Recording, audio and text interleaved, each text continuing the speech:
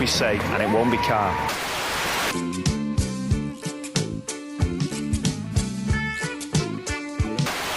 Run up and down lots of corridors! That was the one!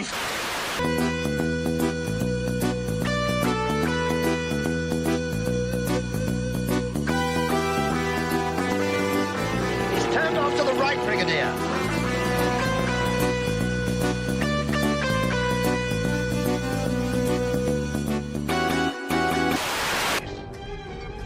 Locking phasers on target. They're locking phasers. Ray shields. Fire! But I tell you what it will be. I'll tell you what it will be. The trip of a lifetime.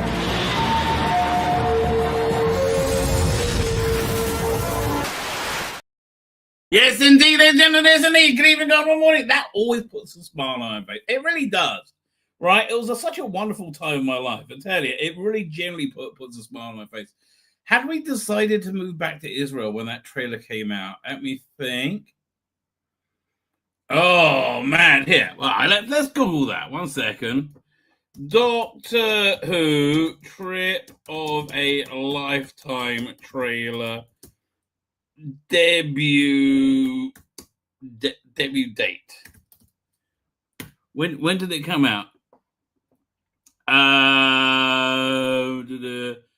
Came out Monday the 13th of June to 2005. Wait, didn't it start in May? No, wait, it started. It was before then it started. Maybe that wasn't it. Oh, I wish I had the date. Like, what was the date that first day? It was March 26th. So when that first trailer come out? Must have been before. Okay, well, the question is, though, okay, no, we hadn't decided to move to Israel at that point. Right then, I was living in Miami, right? North Miami Beach. And it was on the first day of Passover, which we just had, today. Just had, 2 weeks ago? 2 weeks, 2 days ago. And back then, right, I used to go to synagogue. I used to go to the sunrise prayer service, which is the most spiritually powerful one, especially if you live outside of Israel. It's less like a spiritually attuned place, right? It's more of it's a local call in Israel, right? Is how we talk about praying in Israel. So I will the central part of it is called Shemana Esrei. It's like these 19 blessings. And it's a very regimented thing, but if you understand it, you have freedom to move around within it. So I was praying, and suddenly I had this incredible idea, right? Mind-blowing idea.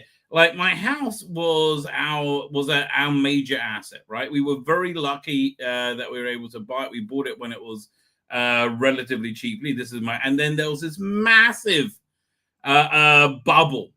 Or a housing bubble, and we had tons of debts. We were doing badly, and I just thought, well, if we sold the house, we would be able to pay everything off and start over, and would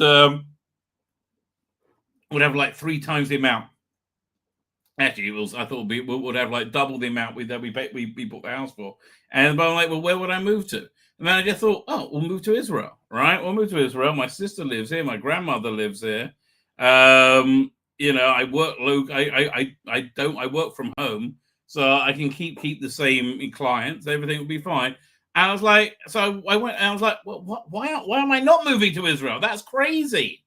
I thought to myself. I went home and talked to my wife, and right then we were on a small street. We had very good friends on next to us, and we had another good friends on the other side of us. Right, so it was a very nice community we lived in. Anyway, so we talked about it, and by the end of that day, we decided we're doing it. So there's always all these New Yorkers come to North Miami Beach for Passover, all these Jewish New Yorkers. So we put a for sale by owner sign out, right, outside our house, and our neighbor threw it away because he didn't want us to move away. I miss that guy; he's a really nice guy. But my thinking was, our passes for Disney, our annual passes are pretty much up. So Why are we staying in America? And then I saw Doctor Who was coming. Yeah, it was after we decided to. But anyway, it was a very, very good time in my life. Like I tell you, Russell Davis one was a really great. Russell Davis one and Moffat, right, were a really good times of my life. My kids were little when they were cute. They're still cute, right? And it worked out very well for us moving to Israel. It worked out really well for my kids. Oh my, yeah, they're in so much better a place now because society here is different. Especially this was before it was like super degenerate like it is now,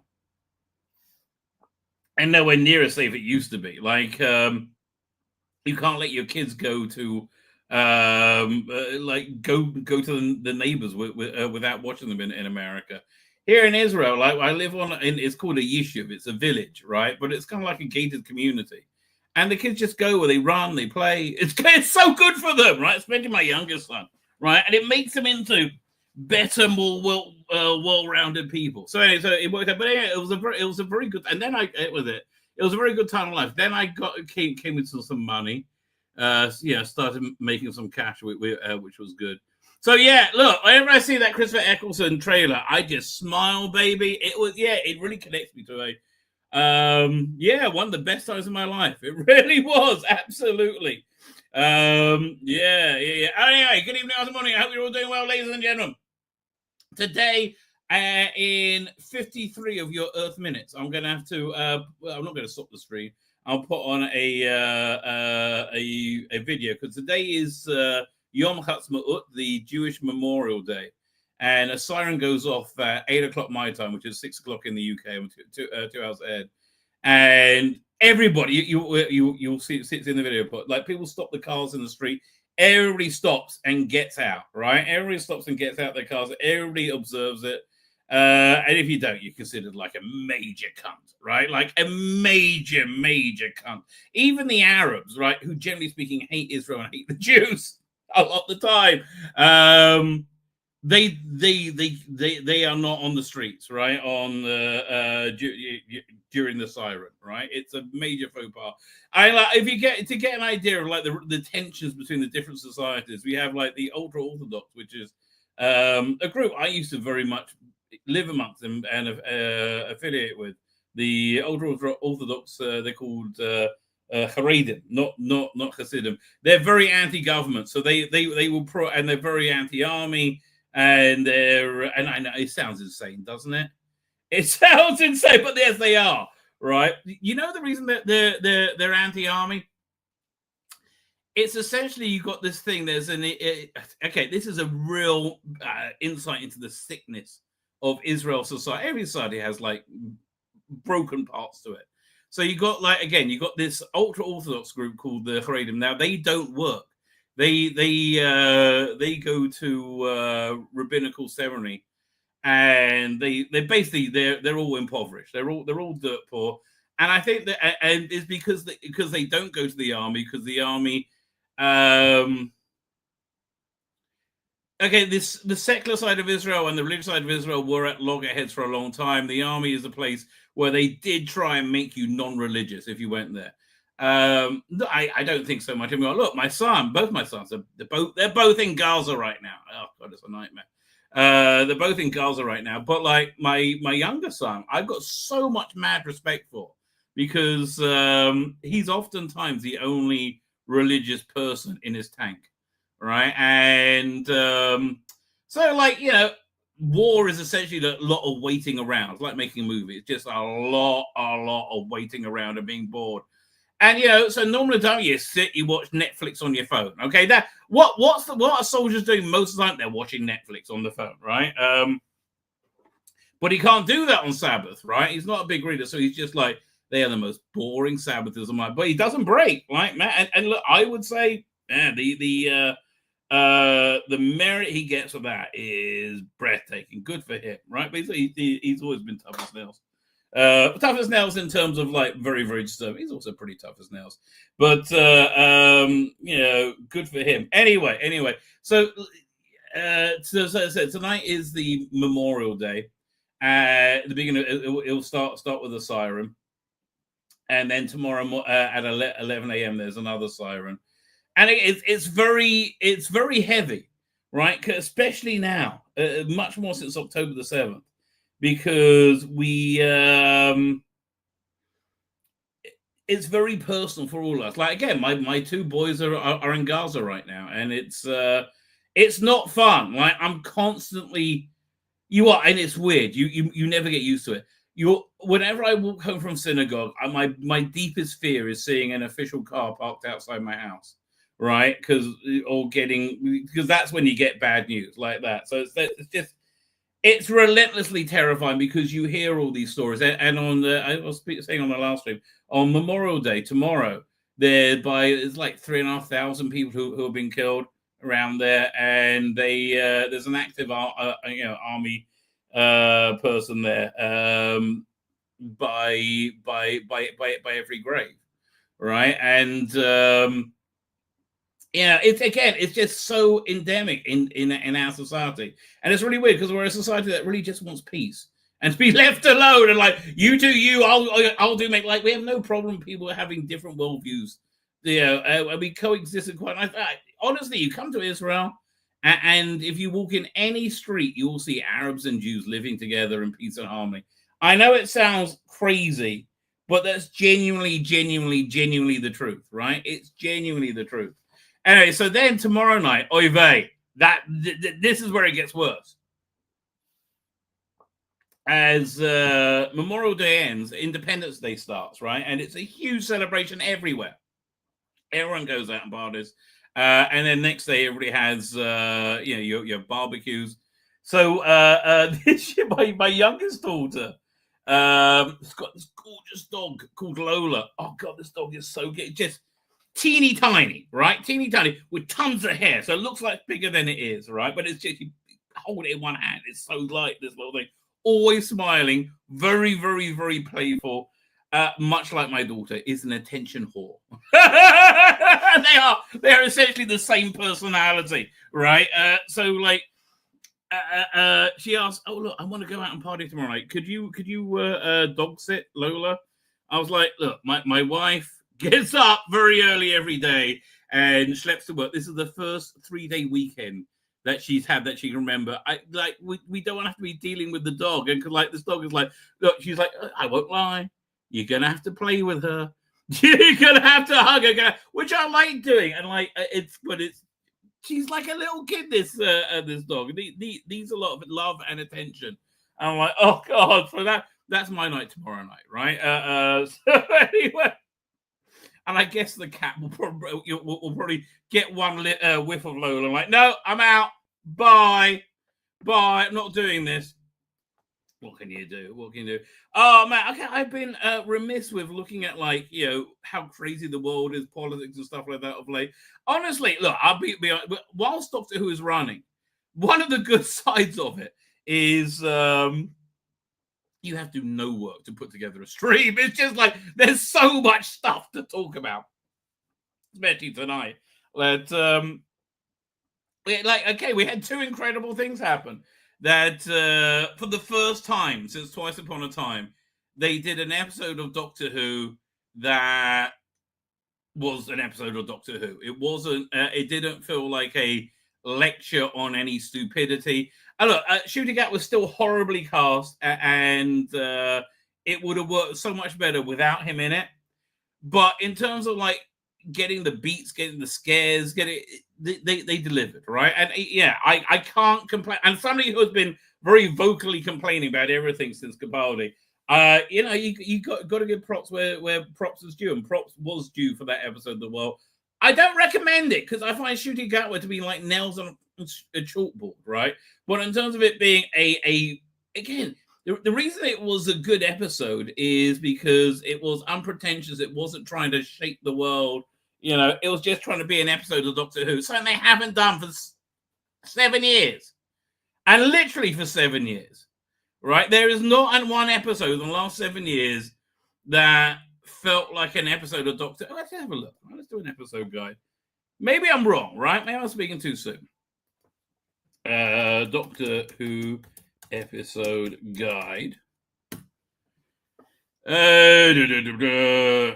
Episodes. Share screen. I mean, look, honestly, the real problem with this era is Rusty Davis doesn't realize that being very gregariously gay isn't charming, right? So let's just see. Woman Fell to Earth, no. Ghost Monument, no.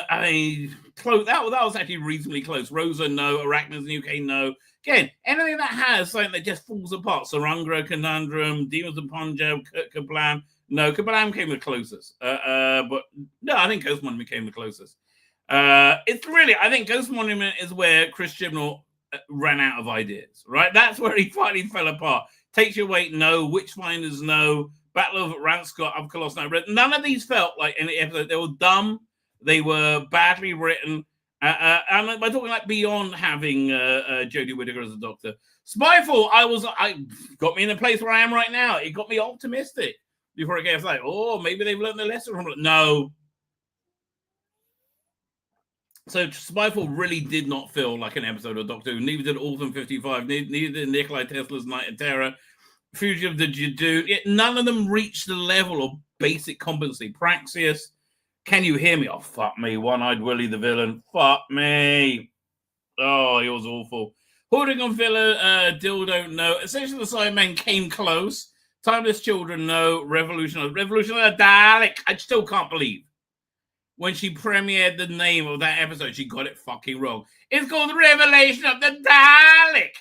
Okay, so when they got to Flux, they had a thing where it was a pastiche of Doctor Who, but it didn't have the core of Doctor Who in it, right? It didn't have that intelligence in it, right? It didn't have, ambiguity. Yeah, it was a lower level production, but it learned to fake it a lot better. But I would say none of these episodes, none of Flux, feels like Doctor Who. Even the Dalek, one of the best episodes they did, I would say, but still, no. It was like lots of like worn out ideas. Now, apparently, even the Dalek was supposed to be another special, right? And for the life of me, why isn't Chris Chibnall writing that for Big Finish? That to me sounds insane. Right, probably you can't get what's name back. Right, I mean, just put somebody else in, work it out, recast. It doesn't really matter. But even the Dalek Legend of the Sea Devils, neither of which felt like at all like Doctor Who. They that was supposed to be one special, which they split into two, the budget into two. And Power of the Doctor was the closest they came, but did not feel like Doctor Who. It was, again, they got the Doctor Who impersonation at the absolute best they've ever had it. I think for Power, but again, you got Jodie Whittaker. It did none of it really worked, right? So it close. Power of the Doctor had a lot of bits that I think, if you had a competent writer, right, who was the head writer, could have probably knocked that into shape. Pity, but again, no, I will say not an episode. Star Beast would have been an episode of Doctor Who if not for Yasmin Finney and all the bullshit there. Wild Blue Yonder was significantly inferior to last night's episode. It's interesting, but yeah, it's significantly inferior. Wow, I hadn't thought of that. Did that feel like Doctor Who? No, because I was ripped out of it the first second by Asian, who was it? Isaac Newton. So stupid. And the giggle. Again, I find that a disappointment. I think the bi-generation just, it goes off in a different way. It doesn't feel like Doctor Who. Now, Church and Ruby Road, I would say, felt like a new start. Could have been Doctor Who, right? It felt like a new start and going in a new direction. It was very confident. Oh, my cat's here. Very confident and bold. Why do you want to come in? Hey, 1 second. What you been doing? You look like you're a mess as always. In you come, honey. There you go. So where was I up to? So yeah, I was see Church and Ruby Road. Apart from the I didn't find the. Actually, that's not true. I was going to say I didn't find the queer stuff that distracting, and that's not true at all, actually, because the trans friend that Ruby Sunday had in her band, it was just like, oh, that's weird. You don't like trans people existing. I don't mind them existing. I just don't think it's appropriate for family TV. I think cross-dressing is a kink. And it's fine to have that kink, but it's not, something for more adult drama. It's not something for, that's supposed to be good for kids. That's why I wouldn't watch it in front of kids. They'll be like, is that a man wearing lipstick and dressed as a woman? Why are they doing that? I don't have that conversation. I think because they're sick fucks, I think. The people who put this on. But again, I like the whole like veering into magic and fantasy. And I felt that kind of they kind of worked in Doctor Who, but it's still that could have been an episode of Doctor Who, but it was just going in trying to redefine itself, but it didn't do it, I'm afraid. Right? I wish they did, but they really didn't. Space Babies, no. Weak shit. Devil's Cord. Jinx Monsoon was awful. Boom. No, that didn't feel like an episode of Doctor Who either. Right? He's standing in a minefield, crying, calling Ruby to come to him in a field of invisible mines. That seems stupid to me, right? 73 yards completely fell apart.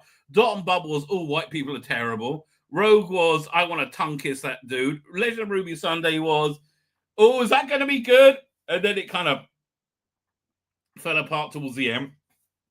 But again, they're setting up the whole season arc, the woman pointing, his mother, all that. Completely falls apart in Empire of Death. Right? So that is not an episode. Okay, I will say this is the closest they've had to an episode of Doctor Who in a long time. Right? I think since Twice Upon a Time. And again, I'm really optimistic for next week, Lucky Day, because it's written by Pete McTeague, and I want Pete McTeague to do well, right? I think Pete McTeague deserves success. His re-edits on the Blu-ray range have been freaking excellent. But mind you, I've been watching the Matrix editions by Cunning Monkey. Let me pull these up over here. These are awesome. Okay, so he recuts these into shorter episodes, like more modern with new effects. Spear from Space was excellent. I mean, it was just absolutely excellent. All right, and the new effects work so well. Maybe I'll pull that up 1 second. Video for this is why I'm not doing politics and stuff. I get sidetracked by Doctor Who. Where do we go over here, Doink? And Doctor Who, Third Doctor, Spearhead from Space. Let's see if we can find the Matrix edition. Oh, here we go. Doink. We have noted your particular interest in the Again, I think this is a very good editing choice starting with this. But planet Earth. For that reason, you will be sent back to that planet could use some stars. in exile. You will be sent to Earth in the 20th century and will remain there for as long as we deem proper. See, I like the idea of taking classic Doctor Who and making it palatable for a younger audience. Yeah, check out the new effect.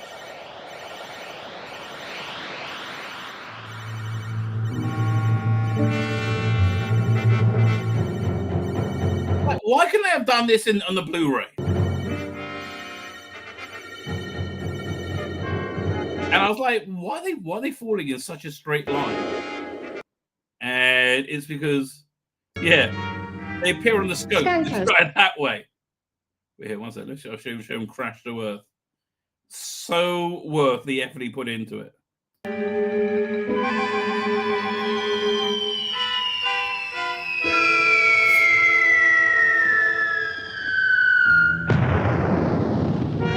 Yeah, I mean, these things are just excellent. I mean, they really are.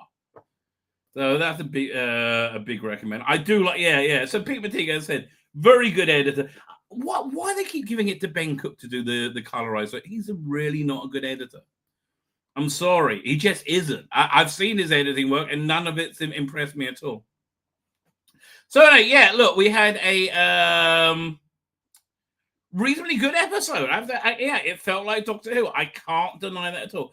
I think it's probably instead of Rusty Davis because of the co-author Sharma Angel Wolfer. Let's see what she said on Twitter since then. The twats. Okay. Oh God, Canada. Mate, that's a shit show. That is a shit show and a half. Do we get maybe people? No. I'm sure she had a X account, didn't she? So anyway, I don't know. Oh look, she pulled it out. Okay, she did a good job. I think. I mean, I wasn't involved in the writing of it. I think she probably did. And good for her. Like, good for her. So like now, I'm thinking, might it stick the landing? Might it not be shit? The story in the engine, I would be surprised. The story in the engine and the Interstellar Song Contest, I would be surprised if they're any good. Right? It strikes me as if they probably won't be. Right? And then Wishworld and Reality. Okay, maybe they're setting up a mystery that will actually pay off this time and won't be like, awful. I don't know. I really don't. I really don't know, right? And that's all from that one episode. So yeah, but at the same time, my one of my deepest wishes came true. I think very unjustifiably. Let me pull it up here. Doctor Who Battlefield. Very unjustifiably, Battlefield has held the candle for the lowest rated episode of Doctor Who of all time at 3.1 million. Now, there was somebody reminded me of this today. Who was it? David Mullen, who was on Downstream last night, right? There was a World Cup qualifier that was on ITV at that time, right? And back in '89, a lot of people only had one TV, right? Or maybe, I don't know. And then a lot of people would record Doctor Who for later because it's on. People are used to it because it was on the same time as Corrie. So here we go. I don't think it's a fair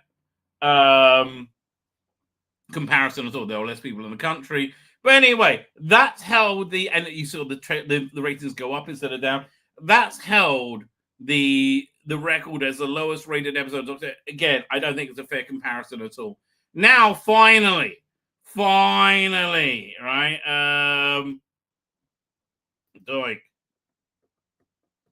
We have a lower rated episode, 3 million. Yes, that includes iPlayer. Yes, that includes consolidated. It's not going well, ladies and gentlemen. It is not going well. We're going to discuss that soon. But yeah.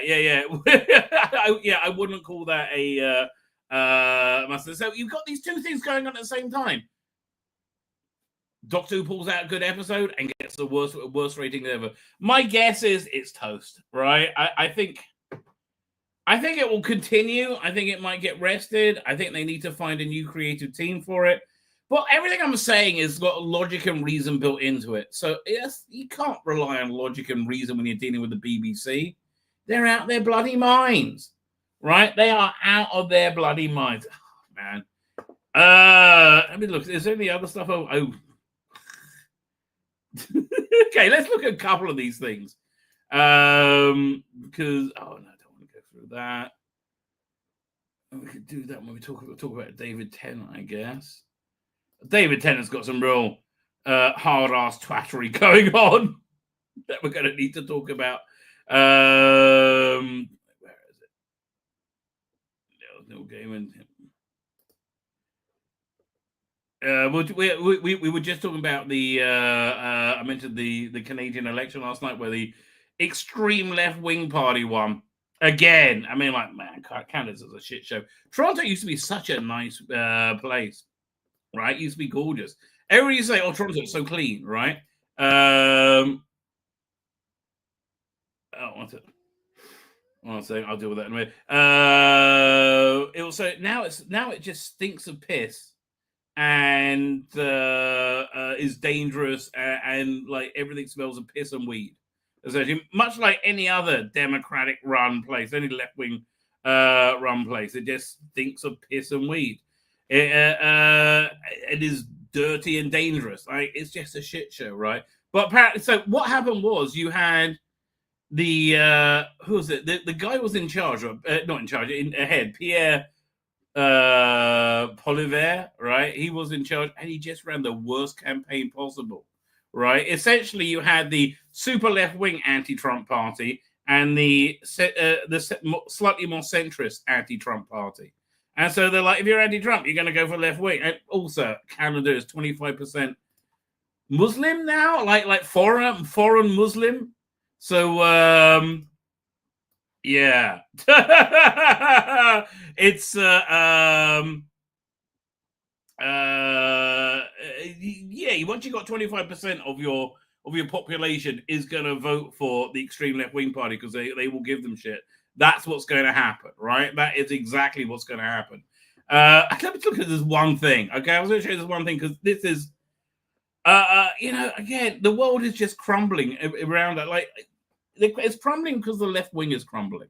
There's no leadership whatsoever, and they can either be super totalitarian like they are in England or in France or wherever, or they can be like running around with their heads cut off. So, on a ground level view of this is this next video, right? And it makes you go, oh my God, this woman's going to die childless and alone, right? This woman is certainly going to die childless and alone. Let me pull this up. Where is that? The wrong thing. Doink. Oh, it's got that one as well. No. There we go. Oh, no, that's Bonk. No, here, this is the one I was looking for. Apps earlier, and for the first 20 swipes, it's conservative, moderate, apolitical, nothing, conservative, moderate, and to me, I mean, she's wearing a Harvard shirt, right? Like Harvard, the one of the most anti-Semitic places in the world now, apparently. Conservative, moderate, and apolitical, and nothing is all the same thing. You all are MAGA. I hate you all, darling. If your hair didn't look good and you weren't wearing lipstick, nobody would be looking at you. That's 100% the truth, right? Look, here's the way men find mates, essentially. They are very sexually driven and sexually orientated, so they see something that looks like, oh, that'll be good, which is pretty much most women. They're like, again. And then, they may then they'll talk to you and find out they like you, right? That's essentially how that works. But if anybody gets, past sex with this woman, they are running out the door. I mean, unless the sex is excellent. But even so, I think you got to get out that door. So immediately, no. Took me 20 swipes to finally find a liberal. I'm like, gee, what the It's because there aren't that many of you anymore because you look like schmucks. Because you're all fucking insane. Fuck is going on? Why is everybody MAGA? It's not that everybody's MAGA. It's that, the male loneliness epidemic. It's because nobody wants to date them. No, the male loneliness epidemic is because you make men feel like shit. Right? And you make men feel like shit so you can feel good about yourself. And that is it. You make men feel like shit because you're a bigot, you're a sexist, and you're probably a racist as well. Probably an anti-Semite, right? And so men are like, I don't want to go out and talk to me, which is awful, right? Please, men, younger men, I beg of you, and women too, for that matter, socially interact. Please, socially interact. It's good for you. They don't make good partners. Yeah, and you're just a delight. I mean, I can't even imagine you as a mother. Holy shit. You'll be one of the mothers cutting off a cock and balls of a boy, telling him, no, this is your true self. That's why there's so many single ones out there. She's like a young Georgia Tennant. All the liberals are... And she's the one who can't find a fucking date, right? How easy is it for a woman, vaguely attractive, to find a date? It's no problem whatsoever. Not all of them. Obviously, there's some out there. But, I rather... But they don't want anything to do with you, darling. Little Miss Harvard. Rather have no dates than ever... Well, that's what you're going to have. Ever date a MAGA ever fucking again. And anybody who doesn't think like that is a MAGA. But she's a good, kind person, obviously. So I will scroll until my fingers fall off until I can find the perfect... I don't think you can be scrolling till your fingers fall off, darling. I think you might be using those fingers quite a lot, though. Bro. Oh, that again, that is the grubby insanity in which we live nowadays. You know, I don't know what to tell you. Nothing is good. Yeah. Apart from this week's episode of Doctor Who. Fine, let us get to the chat. I think I did you proud this week with today with our thumbnail. Here it comes. Thinking about it. Oh, is it? No, the interweb looks like it's doing fine. Why is it not loading up? Oh, I know why. Because probably got to download still. 1 second. Here it comes. I know. Here, you're having trouble loading video. See, this is the trouble with like you using cloud technology all the time. Like, not all your files are on. I wish I just had a 10 gig hard drive. Not 10 gig. I don't have 10 tetrabit hard drive. Here we go. Now that'll let me play it. Doink. Life in the ocean wave. Yes, looks like you joined a sinking ship. Yes, it does, darling. Yes, it does. That's exactly what it looks like happened. That you joined a sinking ship. Just so they make a decent episode, the queer era becomes the lowest rated ever, and so deserving of that. J.K. Rowling versus Neil Gaiman versus David Tennant, apparently. There's all one story. But okay. Oh, God, David Tennant is such a twat. Oh, he's such a painful twat. And he really genuinely is, right? I can't stand it. Oh, I don't even watch his Doctor Who anymore. Although, I have to tell you, while I thought his Doctor Who was good, I thought him as a Doctor was... I know a lot of people love him because you love the first version of whatever thing you love the most, right? That's essentially how it works. Fine, let's get to the chat. OT says David Tennant did one of those ITV assemblies things. Most of it was okay until the subject J.K. Rowling was mentioned, and he looked like a femboy. He always looks like a femboy. He is a femboy. He's almost totally made out of soy. Archer Collins says, never mind, Verada. Just let the lifeboat bring you ashore in Britain, and you'll get all the expenses paid for. Well, she won't because she's already a citizen. But talk to Millie about how you get out the shit show, and so because her career is doing it. And honestly, but actually, both Verada See-Through and Millie Gibson deserve to have huge careers. They really do. They are the standout stars of the season. Very notably, meaning Shooty isn't. Darren M is it? Oh, Darren, a Canadian. I'm sorry, mate. I'm so well. We all knew this was going to happen, but oy vey. And England, it's coming to you too, right? America, you were lucky. A Star Wars YouTuber, Star Wars Explained, also went on a rant about the pro-immigration in his latest interview. Actually, about the undocumented people being rounded up by the Empire. Look, I have to tell you, this is the hill that the leftists want to die on, right? This is really it. They want those MS-13 gangbangers in your on your street, right? This is the hill. And I just don't think it's going to fly. There was this nutball guy who was who's filed articles of impeachment for Trump. Oh yeah, let me see if I can find him. Because when you see him, you're like, what? I think the only video I have of him is when they superimpose clown makeup on him, and it doesn't make him look any more stupid. I'll be frank, right? Yeah, let me pull this up. I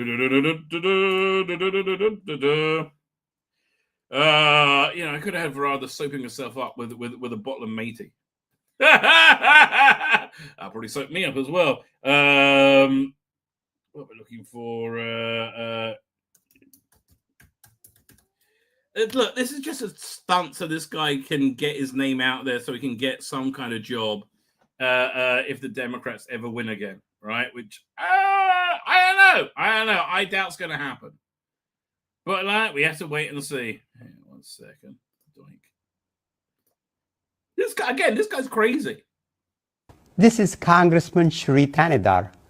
Donald Trump has already done real damage to our democracy, but defying... Dude, this even without the clown makeup, right? I don't know. Don't know what to tell you. But defying a unanimous 9-0 Supreme Court ruling? What, you mean like Biden did over and over again? Okay. That has to be the final straw. It's It wasn't final straw when Biden did it. time we impeach Donald J. Trump. The court said the wrongfully deported Kilmer Garcia. Okay, this guy was an illegal alien. I know they keep saying he's a Maryland man, right? This guy is an illegal alien. Had 2 deportation order against him. He was a member of MS-13. Verified, 100%. Right now, went down to El Salvador. Is it El Salvador or Nicaragua? I can't remember. Is in jail there for crimes he committed there. And I don't think America has they would have to do some kind of army raid to break into the prison to get him out, to bring him back, to put him through due process of a trial so he could be sent back in. Meanwhile, do you not remember the J6s that got no due process whatsoever? Right? And that's why they're all released now. Must be allowed to return and receive due process. Trump ignored it. He ignored the Constitution. Yeah, dude. Again, if that's what you want to go with, mate, if that's what you want to go with, Democrats, then off you go. I can't fight. I think if you don't have the ability to cheat, which they're very much working on them not having the ability to cheat anymore, they're never going to get in power again, right? That's really genuinely what I think is going to happen. We'll have to wait and see. Also, I don't know. It looks like Nigel Farage is really on course to be the next prime minister, better than anybody else. But man, we need a Trump, in England, which is again Pierre Poilievre, the schmuck. He should have leaned into Trumpism, popularism, right? I know the Canadians are a strange breed of people, though. I mean, why would you vote for that again? The Canadians are like, oh, I got a beautiful country. Let's make it a shithole. Yes, shithole. That will show Donald Trump. We'll live in a shithole. Oh, good for you, mate. Good for you. Fine, where we go. So I go to here. But I didn't find that too heavy-handed, frankly. I'm actually looking forward to Andor. I enjoyed myself, right? Or as the gatekeepers like to call him, Star Wars cross-dressing explained. Okay. I don't know. Jonathan Cox is how you doing, Jonathan Cox. Ethan Bookholder is how you doing, Ethan Bookholder. Good place in some ways, good place for alligators, that's true. Self-directed play is good for kids. Yes, it really is, right? What was the Rabbi reminiscence? Well, there's a lot of that, right? A lot of that going on. So similar to this on Armistice Day, only more so. Yeah, you'll see what it's only 70 minutes. You see when I play the video, it gives you a real. There was actually a 6-minute one, but it was too long to play, right? But it was really much better. Many Holy Land is here. I still don't know if you're Hoyland or Holy Land. I'll go with Holy Land. That's what you're putting there. Hope it's not too sunny for you today. It's actually been quite pleasant, right? Oh, I forgot. No one in England has air conditioning, right? Oh man. The guy who won The Apprentice has an air conditioning business. I hope he does well. Air conditioning is a good thing. I thought there are no atheists in foxholes. No, there are. See, look, in Israel, it's called Dafganik, right? Everybody is very firm about their beliefs. Whatever their own personal beliefs are, they're very, very strong with them. And if you're an atheist, you'll be firmly an atheist, right? It's it's a very individualistic society. Archie Collins says, would part of the ultra-religious objection to the military come from thou shalt not kill? No! I went off on a tangent. I was talking about that. No, it's essentially they get money from the government, right? And their leadership, in my opinion, likes to keep them impoverished because when they're impoverished, they're much easier to control. I wish I had a more generous interpretation of it. But none of them can get jobs because none of them do the army. And there is look, there's plenty of ways you can do the army and stay religious. I'm sure they've tried to have like a religious army section for them before. They just like, the bottom line is they're getting money for doing nothing. They get paid for doing nothing, and they don't want to have to do something, right?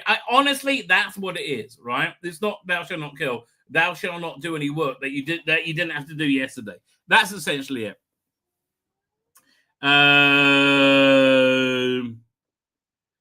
Hugger and Kisser and Caller George. I don't know what that means. Says Archie Collins. Sounds like a line from Blackadder. Right? I don't know. Matthew Bowder's it. Catman would ruin the best story. He wasn't too intrusive in this one. He has a couple of cringe moments, but he wasn't too intrusive. So again, like, you know, props to him for that. He was actually able to be reined in. I put a lot of it down to the director as well. I think the director did a great job. Mr. Lisa Pertwee is here. I do, Mr. Lisa Pertwee. I've got the feeling that Russell Day was ghostwriting for Chimballs in the latter bit. I don't know. I don't think there'll be too a dramatic escalation of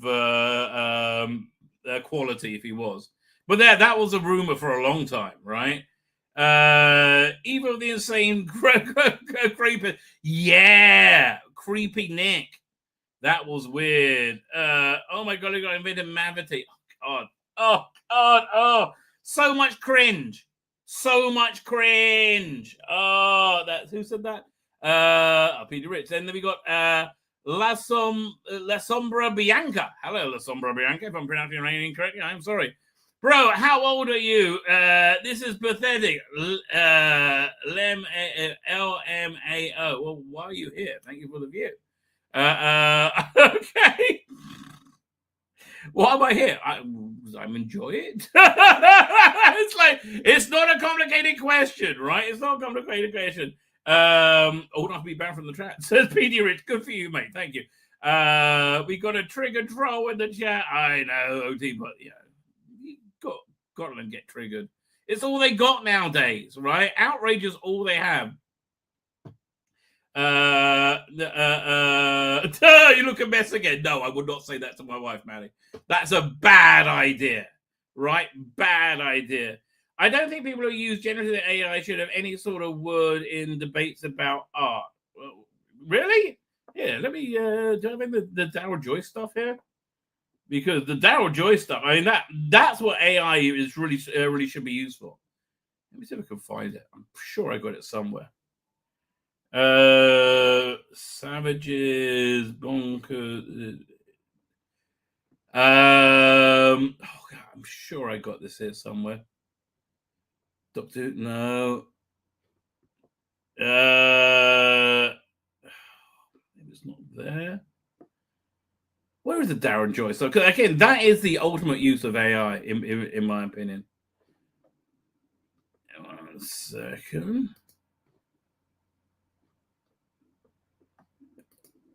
Where did I put all my videos? Oh, it's over here. Let's have a look over here, see if we can find it. AI Cushing. Don't see it. Oh, here it is. Here. 1 second.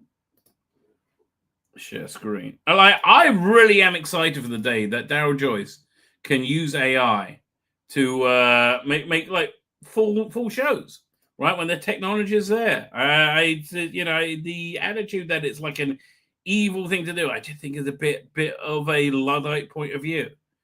Right? I wouldn't use AI to write something. I think that will probably be a bit of a mistake.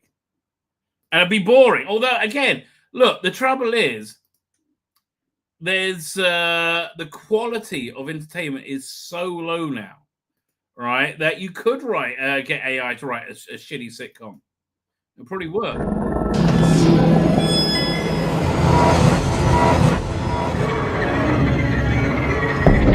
So, Ianus Blue, this was all done by the artist Darryl Joyce. This is him animating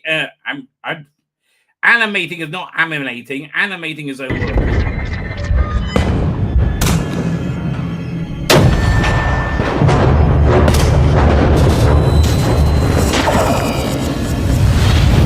The early ones, well, they got way better than this.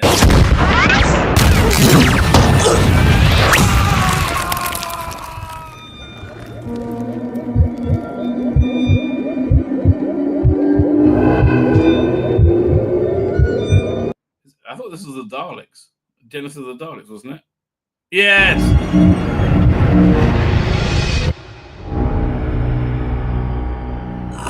We can begin. I should really show the other thing that from Mid-Journey Doctor Who. Where is that? That's really the... Here, let me find it. Mid-Journey Doctor Who. They're doing... He's working on a trailer for Spare Parts, and I really recommend you sign up to his... his Patreon, right? And to support him. The work he's doing is fabulous, right? Just absolutely fabulous. Hang on, here it comes. Doink. Spare Parts. I'm going to give this a re-listen to. You know the thing I really want to give a re-listen to? It's on my phone. I haven't got to it for a while. Is the new Avengers adaptations, especially the what's it called again? Not Damaged Goods. The Gareth Roberts one. What was it? I can't remember.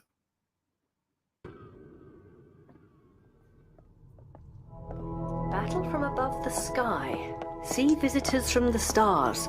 All action adventure. Thrilling, astounding, startling. So the problem I see with this right now is the soundscape doesn't really work, right? It's made for audio, which means everything's really at the front. Of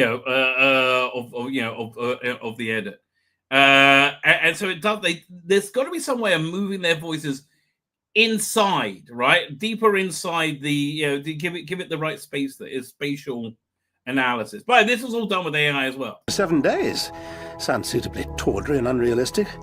If we could find an usherette in the gloom, Nissa, I'd buy you a strawberry movie. I thought the pictures meant a sort of art gallery. Not exactly, but it is an entertainment of sorts. And this cinema must have been shut for years.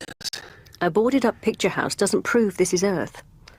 You know, I'm not sure coming here was such a good idea. Yeah, very, very impressive stuff. So, Ianus or Lianus Blue, I respectfully disagree. Or even disrespectfully disagree, right? We're going to tell you, fine. Oh, I've got the sirens going on soon. Intertel and nonce contest, more like that's what it feels like. HMVA saying free Palestine. From whom? From whom? From Hamas? Absolutely. Like, if you think that the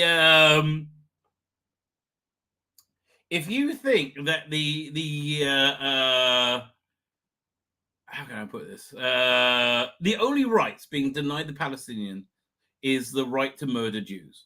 If they would just give up on that, they could have freedom, right? They would live in with wealth, right? So HMVA, you're full of shit, mate. What's in your thumbnail? I don't know. Your avatar, I don't know. BBC are now asking the licensing players for advice over their future. Fuck off and leave us alone. How about that? Okay, BBC, it needs to be turned into a social media platform like YouTube, where any British citizen can post content. You have the entire BBC library. You pay for it outside the UK, and inside you get it for free. You would make a fortune like that. Darren Evans said, "Oh, sorry, we replied to somebody else. I thought it was talking to me." Where are we up? To be honest, Trump may have been responsible for a large number of non-conservative voting. That is true. Okay, I can hear that. However, look, he ran a shit campaign. He had it in his hands. He could have really pulled it together. He could have dealt with the whole annexing Canada thing. He could have gone and met with Trump. Unless Trump doesn't like him, right? And he wants to see Canada fall apart, or he wanted to see this happen. I don't know. What did I say 7 years ago? Says PD Rich, if you want to let the clowns do whatever the hell they want, they're going to turn the country into a circus. Well, that's what happened. Again, I used to want to go back and visit England, but it's just not there anymore, right? Lee Cormack is here. A 4 believing it's a 10. She's a 6. Be nice. I would say she's a 6. Tennant's going to become like every failed radio presenter, actor presenter. He's going to do nothing but terrible game shows. That's probably what's going on. I mean, he's a solid actor, but like him being beloved is over. Philip Bogart is here. Doing Philip Bogart. Thank you for joining us. And Peter says, don't like Nigel, but I hope he gets to do. That's exactly where I am. Right? He's the best of an awful bunch. Soder says, yes. I don't know what to say today. So Icky thought a bad man. Oh, Icky thought, well, they're all bad men, aren't they? They're all bad men.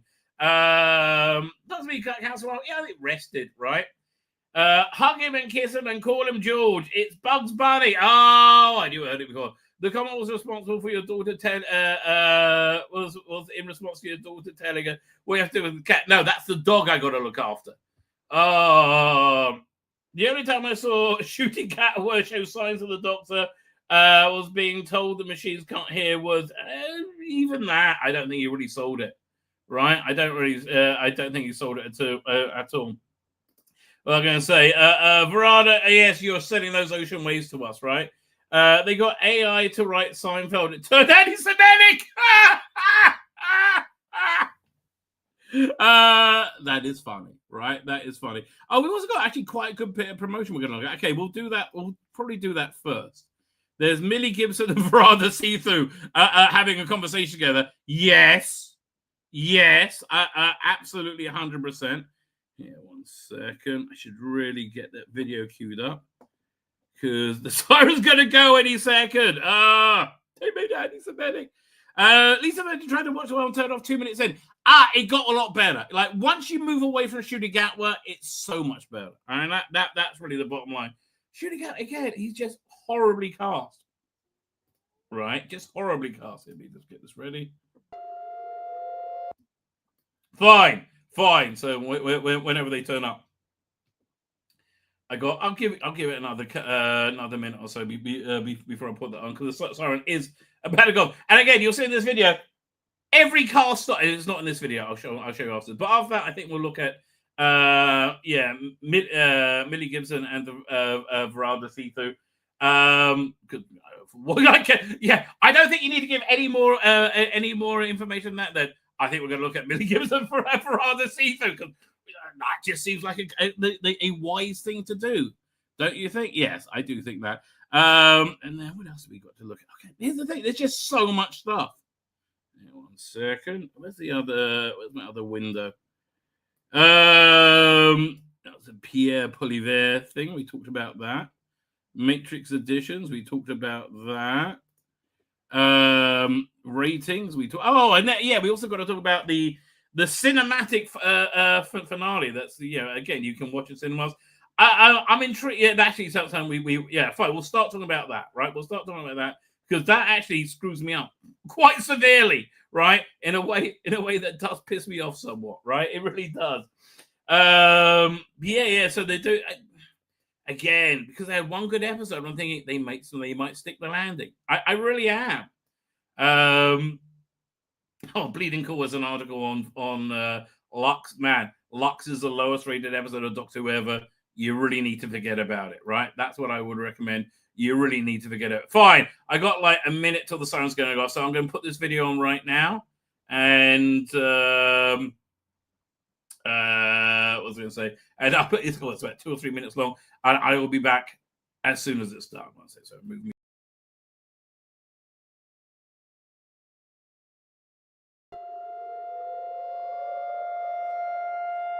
On Israeli Memorial Day, we commemorate the thousands of soldiers who have fallen while serving their country, and those who fell due to acts of terrorism.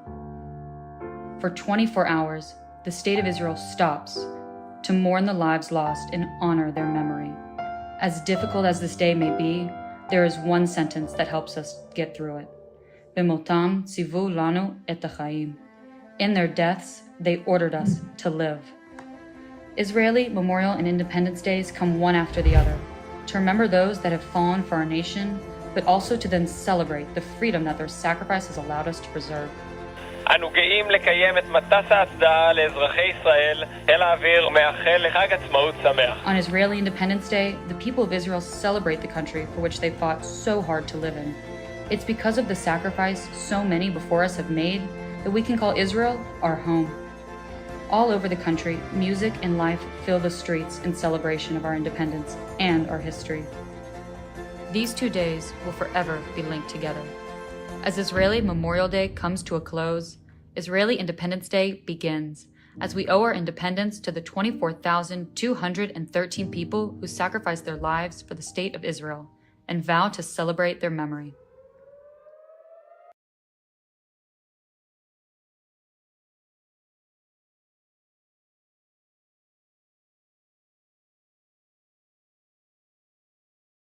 Sorry, my mic was muted. Well, I said that was well done. But here, let me show you a couple of minutes from the other one, which you really get to see what things are like much more there. Right, the siren goes off.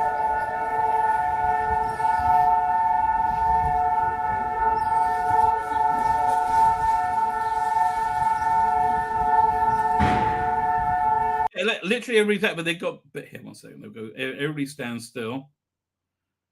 Like literally everywhere. It's the here. Yeah, this always blows me away when the siren goes off in the day.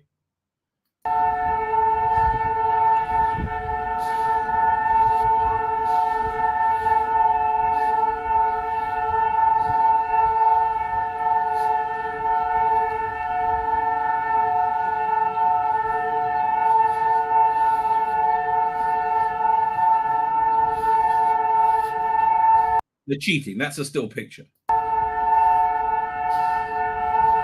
Yeah, let me wind this forward a little bit because it gives you a little bit more context.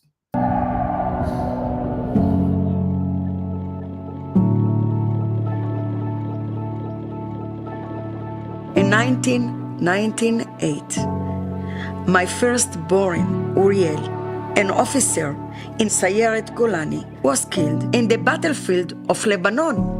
My second son, Eliraz, 32 years old, a father of 4 little children, was killed fighting terrorists in the Gaza Strip.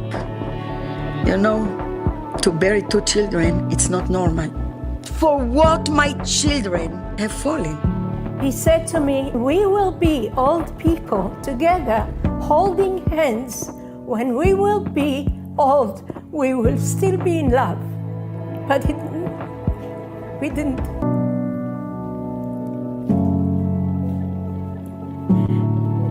We were only married for 6 weeks because of the war. He ran off to war without saying goodbye. All the Jewish people around the world, we are together, even you didn't vote with us. We are together in this dream. The Memorial Day is for all the Jewish people.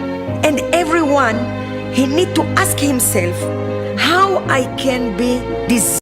Right, I remember this. This is this little boy on his tomb. This guy was, his father was killed by a terrorist, like stabbed, horrible. How I can be deserving these children that died for us. And that's actually a big thing. I'll get back to it in a minute. But that's a big thing. You know, we in Israel, we Jews, I think all around the world as well, we feel compelled, right? Compelled to be better, to make this land great, to make it work, right? To live here. For the sacrifices that our children have made, right? And they still make today. Too many. State was proclaimed. In spite of that resolution, 8 hours after the proclamation of the state, 5 neighboring armies from the neighboring Arab countries invaded the country with the purpose of throwing all the Jews into the sea. Yeah, they wanted us all dead, right? And that should have happened. It was, I think, an open miracle that we survived, right? Once again, an open miracle we survived against 5 heavily armed, military, vastly superior armies, right? And we did survive, right? We did, I think, through the grace of God. But isn't it an interesting thing? When a country is formed, it's formed with the territory that the previous occupant had of it, right? So Israel was formed with the West Bank, with Jerusalem, with Gaza, right? And a lot of that territory was lost during the 48 war. But that's why calling it an occupation is insane. Excuse me, that's yeah. I would love to live in peace and harmony with you, but no.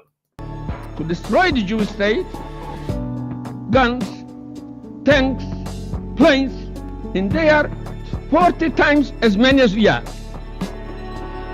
But we knew for us it is a question of life and death, and we were not afraid. And it is a question of life and death. Look, you've seen what's going on in the streets all through the world. Jews can't go to universities safely anymore. Thank God for Donald Trump, right? Taking on Harvard. Thank God for Donald Trump doing that. But it's never safe for a Jew, and I want you to understand that. Jews, they drill into us from when you're a kid. I remember when I was a kid, it's never safe. You guys will turn on us any second, right? And, you know, it has happened. 5 armies invaded the country. They were defeated. But this was not the end. But we concluded armistice agreement. In the first paragraph in the armistice agreement was, this is the first step to make peace between Israel and its neighbors. But our higher ambition is not to live in conflict and tension, but in a state of harmony and cooperation with the Arab world. And you say that to somebody who hates Israel, who's like dripping with anti-Semitism, and they think they don't believe they are, right? They go, "You're crazy! You're monsters! You're Nazis! You kill babies!" Prepare to make the efforts and the sacrifices necessary for that. We are always. By the way, Colin Archer, time Doctor Who into this. Mostly if he can't stick the landing because he's literally blown up the landing strip along with the rest of the planet. That's what made the 6 Day War so incredibly successful. I don't know why nobody thought of it before. They committed, and that's commemorated in the 2 or 3 weeks, right? There's 67. They committed, I think, 90% of their air force to one strafing attack on the Egyptian Air Force first, and they bombed the runway so they couldn't take out. That was the first thing they did, right? And then there was basically nothing they could do, right? There's nothing they could. And we just blew up the entire Egyptian Air Force. And next day we did it to the Syrians, right? It was incredible.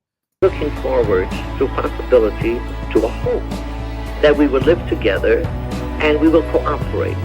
Yeah, honestly, that's all we want. That's genuinely all we want. A real decent human relationship between our countries. My lords, no one familiar with the history of the Jewish people through its 4,000 years of history can fail to appreciate how deeply Jews within Israel and outside long for peace, pray for peace, long for the ability to live as other people live. Yeah, he's dead. That's really sad. That guy's dead. Without fear, without hate, without being treated as a pariah, without being blamed for the troubles of the world, without being denied the right to exist. They are still facing grave problems. Yeah, but again, the transformation from Memorial Day to Independence is incredible. Honestly, look, I would really, if you ever want to visit Israel, it's a really good time. The weather's really nice, and it's a great place. There's parties everywhere. You'll have a good time. And having people with that pioneering spirit who realize that things can be done, that things which were long considered as impossible are possible. I can quote Captain Picard, things are only impossible till they're not. Judaism is the defeat of probability by the power of possibility, and nowhere will you see the power of possibility more than in the state of Israel. Oh, my dad loved this, blessed memory. You can we want these lush gardens in Israel. You could feed an entire garden on like a cup of water, like a tiny cup of water a day, because we invented all this irrigation. Israel today. Israel is the greatest collective affirmation. Well, talking about the desalination plants, there's 8 of them we built in Gaza for the Gazans, right? And they ripped all the pipes out to make bombs. And it's our fault they don't have water. Of life in the whole of Jewish history. We're talking about social memory. Oh man, this is down south. I've driven past. You can see this from miles away. It's a solar farm. It's so bright. We're talking about national memory. that it's not just enough for us to remember our personal story, but it's crucially important for us to remember the Jewish story. It's still a part of my collective consciousness. And this is something else you got. And it's, I think most of these people are secular and not religious talking about this stuff.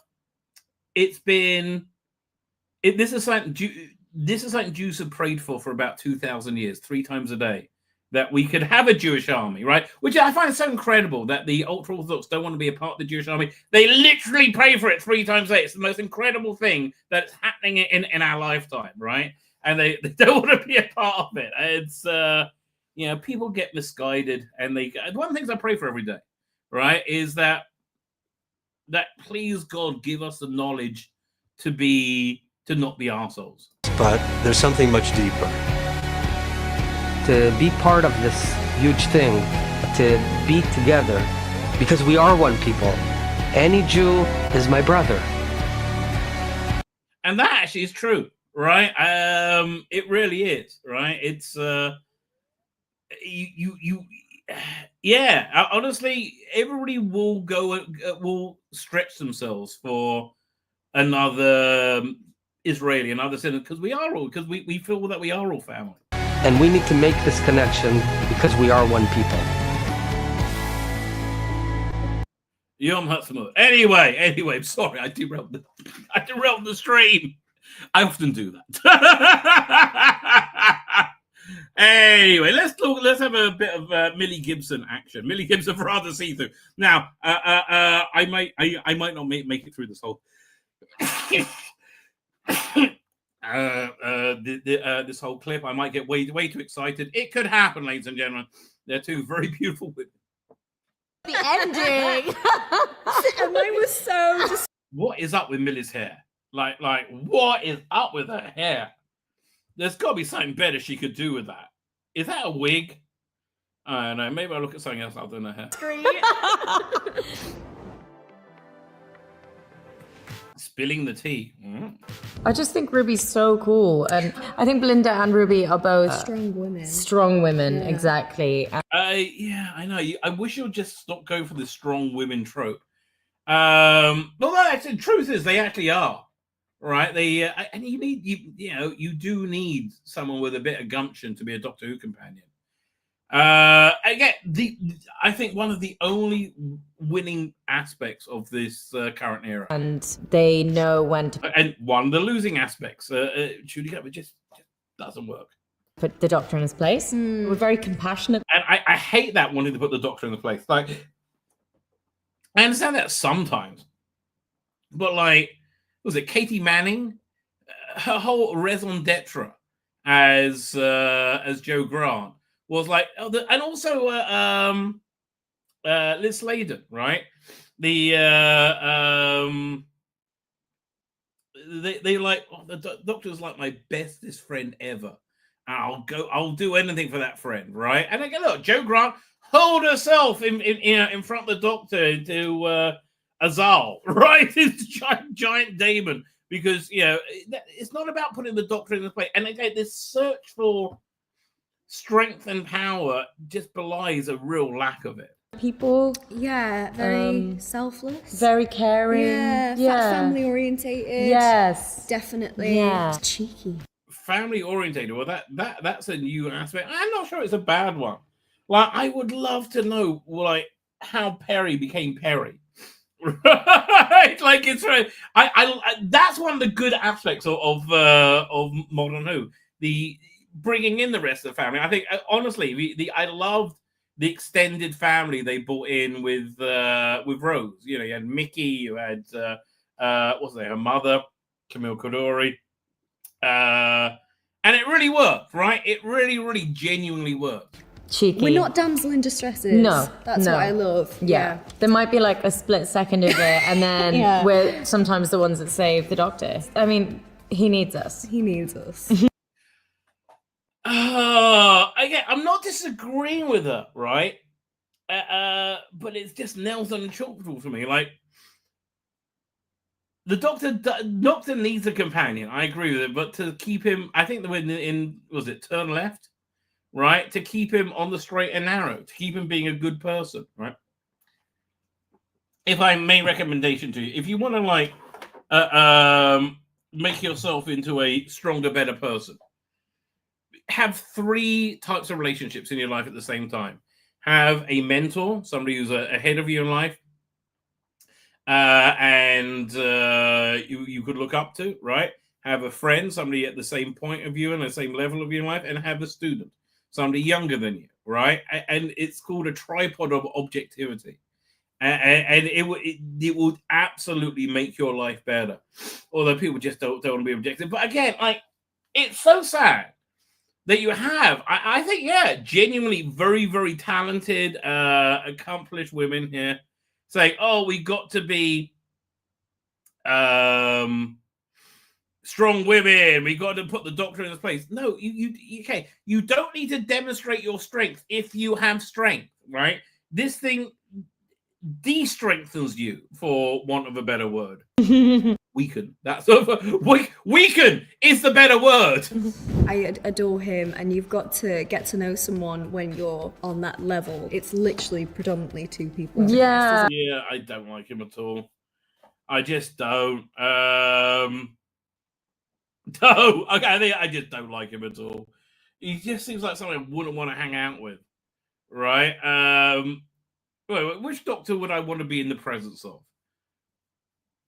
I'll be interested in the presence of... Okay, I don't think I would really like hanging out with Hartnell. It depends. I think maybe season 2, season 3 Hartnell, when he's like giggling a bit and more confused. Patrick Troughton's doctor, you would want to hang out with. John Pertwee's doctor, you would want to hang out with.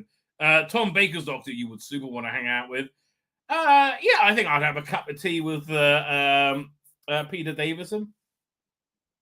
Would I want to hang out with Colin Baker's doctor? Where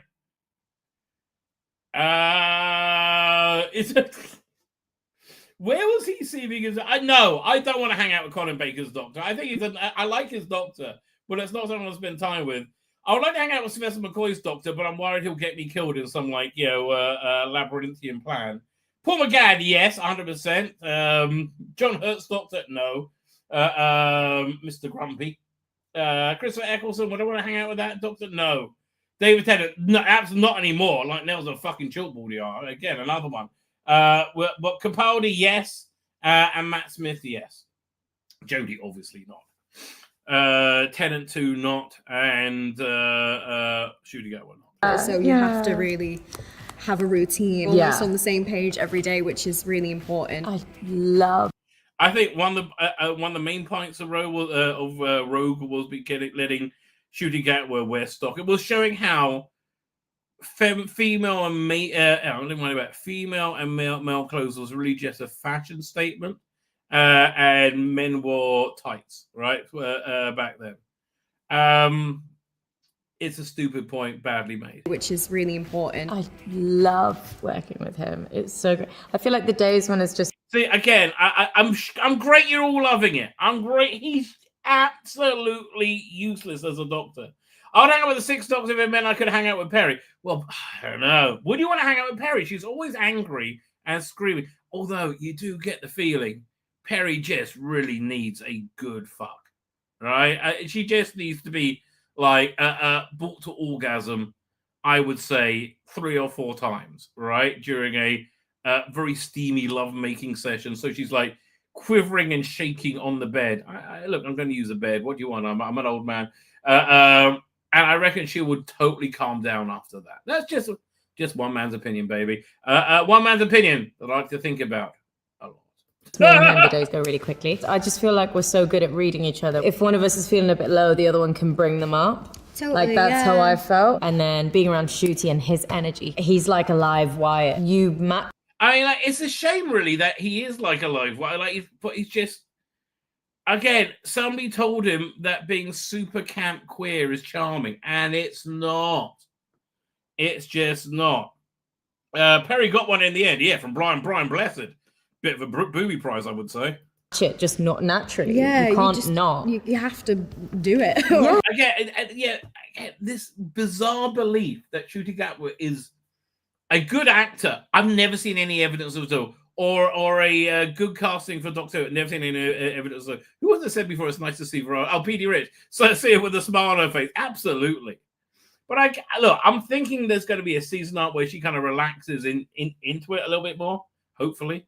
Yeah, and then Matthew Pounder says the Doctor is now the companion, and that is really the problem, right? And you don't have a good central figure. by the end of the day, you're like, I actually feel recharged. Yeah, that's so nice. I think for me, it was the scale of the fandom. It's such a prestigious show to be on. I couldn't believe how... Yeah, I listened to a normie. That's got to be terrifying, hasn't it? It's got to be absolutely terrible, like how bonkers these people are. Yeah. How far it reached. And to find out, no, it's actually big everywhere. The fans are so lovely. Yeah, I think that's the main surprise for me. Everything else is sort of run of the mill. Yeah, you I don't mean that. to it though. Yeah, on the first day when I stepped on the TARDIS, it was like, what? Yeah.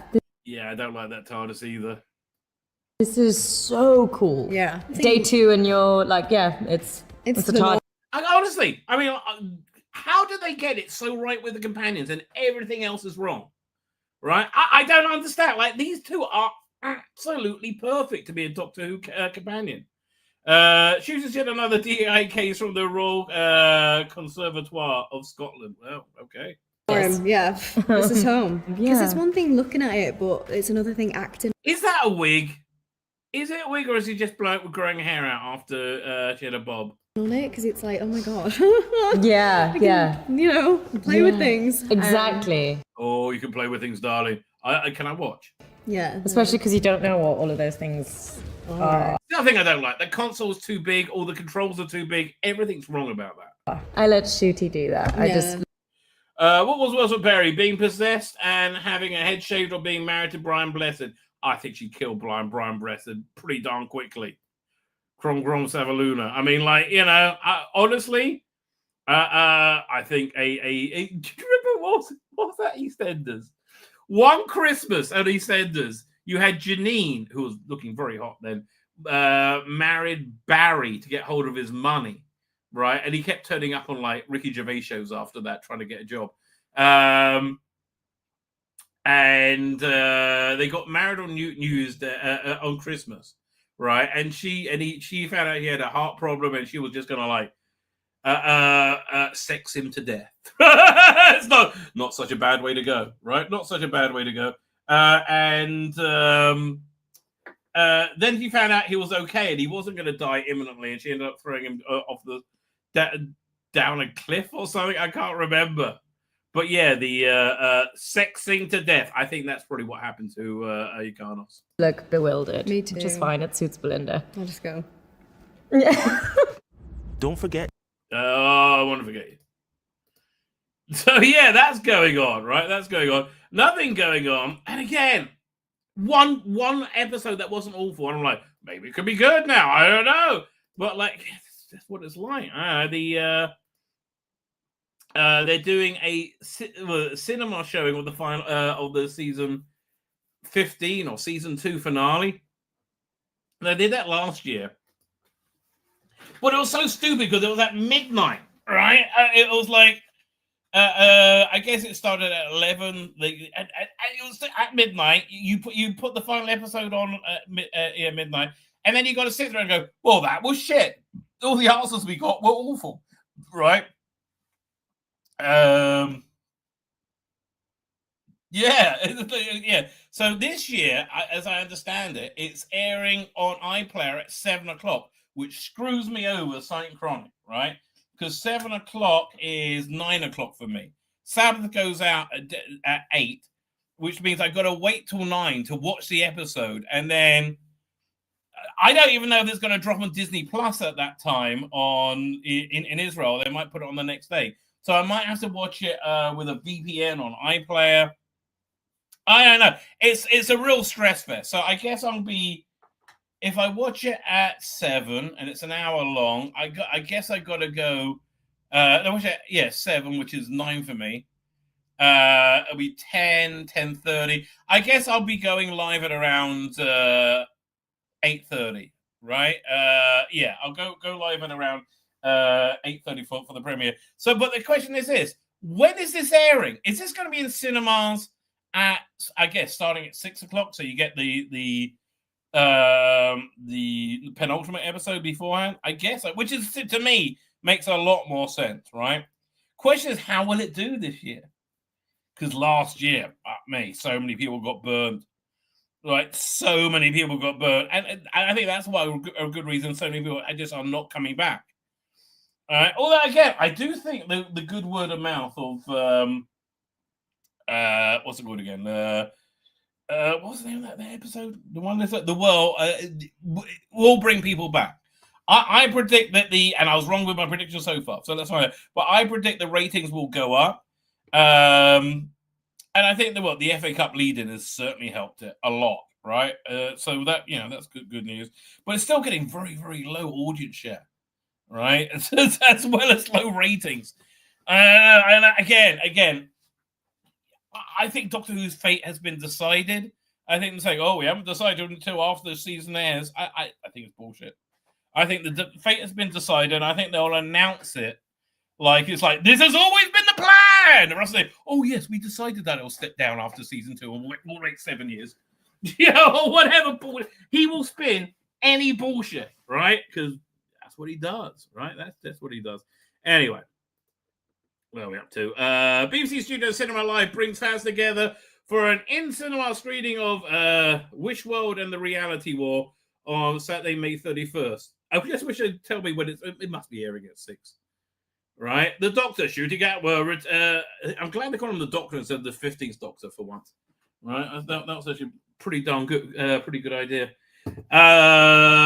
Returned this spring with a new addition to the title of Belinda Chandra of Varada Seathrough, taking viewers on a thrilling journey through time and space. And I tell you, the quality of this season, still not watchable, right? I can't recommend it, but the quality of this season is so much higher than last year. And I'm really, really surprised, right? It really does shock me. But good for them.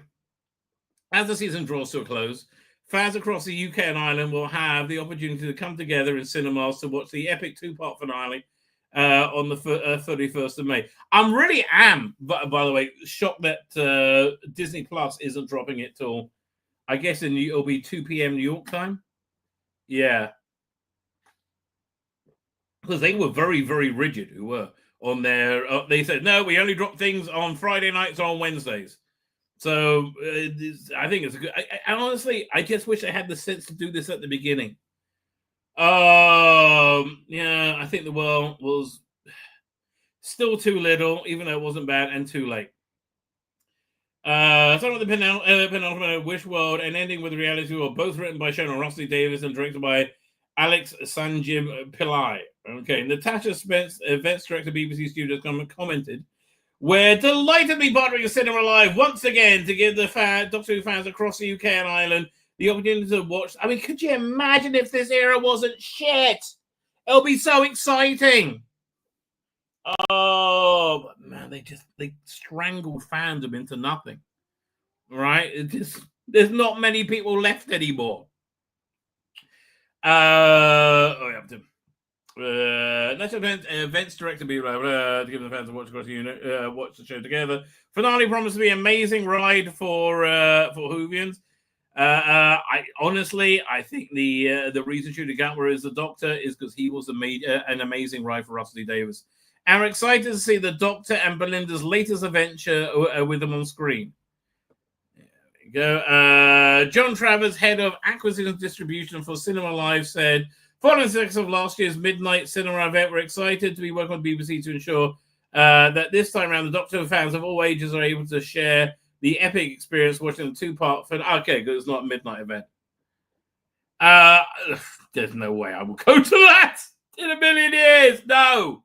That's not going to happen, right? There's no way I will go to that. But I'm thinking, maybe it won't be shit.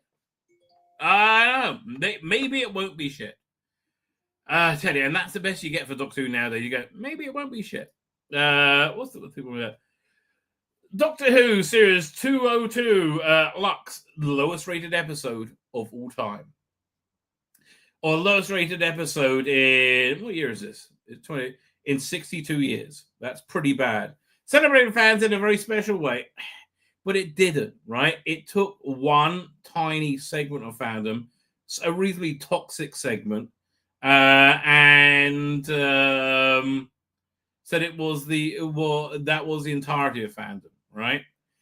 Although, in all fairness, you're not going to get like normal fans watching Verada see-through and Studio Gap would step out the TV, right? It's not appointment viewing, right? Like it used to be. It's a real shame. The second episode this season's Doctor Who Lux did something the show never did, which was to have the Doctor and his companion Belinda break the fourth wall within the show and meet fans of the show. It was a bad idea. It was a bad idea. And again, I believe that it's you go meta when you have no ideas left, right? When you're and it's not he's just out of steam creatively, Ralph C. Davis. And again, that's why I think the world was better, because he had a young, determined co-writer, right? And boy, did she not come over as a diversity hire? She came over as somebody who got their job out of talent, right? Big Finish, they should snap her up just to care to do more, right? I think that she really, I would like to see what she's able to do. As Uber fans, Lizzie, Hassan, and Robin. No white men there, thank God. No last names because they were fictional within the show. Well, okay. We know that's how television works. It's all pretend, baby. It's all pretend. None of it's real. You might think the scene would make fun of fans, and it was, but it was gentle ribbing that celebrated them and the series. Again, this is a very specific group of non-white male fans, right? Very non-white male. And again, why do they hate white males so much? That they do.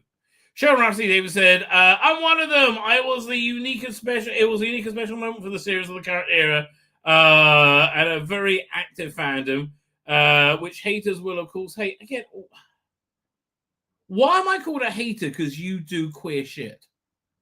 Right? That seems like a little bit shitty of you, Russell.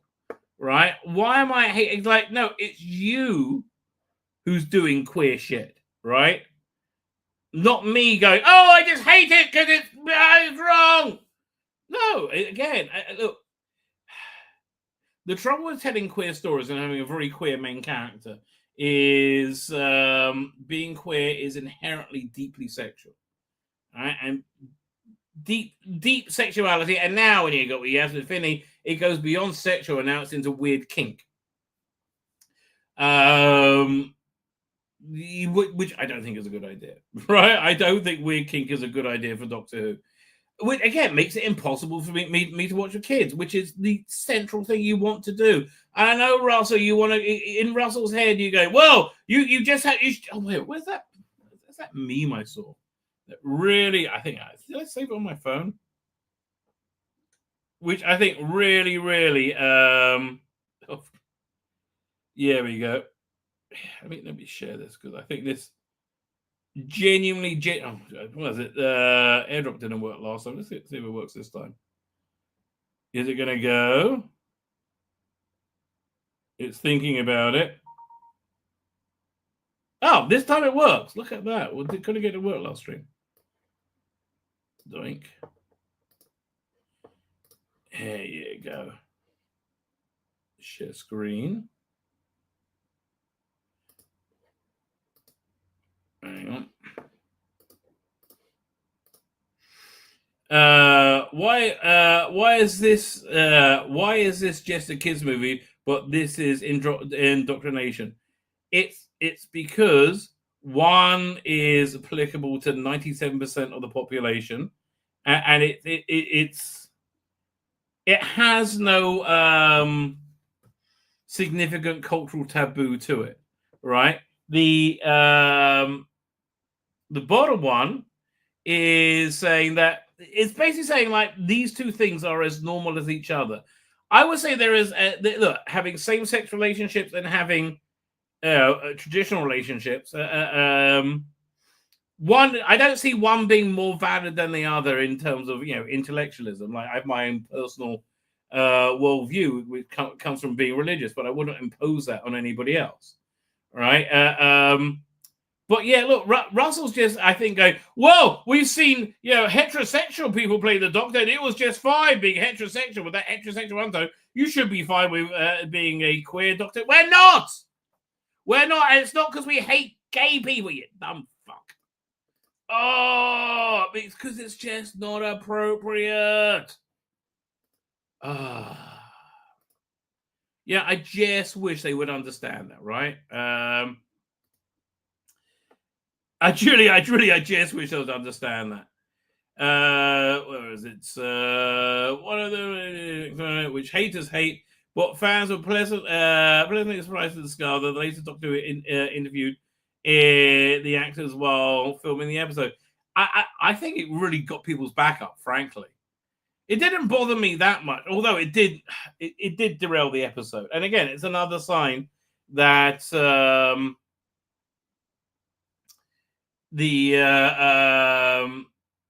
it's another sign Russell T Davies is just past it. He's old, right? It didn't really work in you had a great villain you could have just focused on, and now you're breaking the full thing. It just seemed like you didn't have enough plot to fill 45 minutes. So not to be part of it really says Bronte Barbie, is she the one in the wheelchair or the one in the fez? When I got an audition and I read it was like for a Doctor Who, I thought, oh my goodness, there's so much writing on this. It has to be pitched perfectly. I hope we've done it justice.